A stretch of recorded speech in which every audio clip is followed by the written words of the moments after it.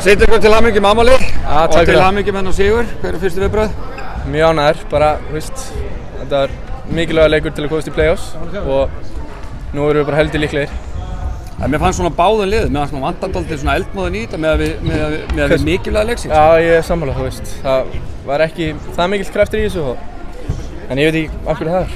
En þú átt afmæli í dag, segirðu? Já, ég á afmæli í dag. Og hvað, er búið að syngja afmælisöngi fyrir þig? Já, það er búið að því, gert í morgun. Ok, flott. Og svo styttist í úrslitakeppni og því stigum svo sem, já, stórt skref í að komast þangað, við veitum svo sem ekkert svona alveg hvernig þetta mun spilast. En svona hinir svokölluðu spekingar, þeir tala að þessi tvö lið sem munu komast af þessum þremur skiptir basically ekki máli. Þau verður bara fallið sem fóðu fyrir Njarðvíkur Stjörnuna. Hvað segir þú það?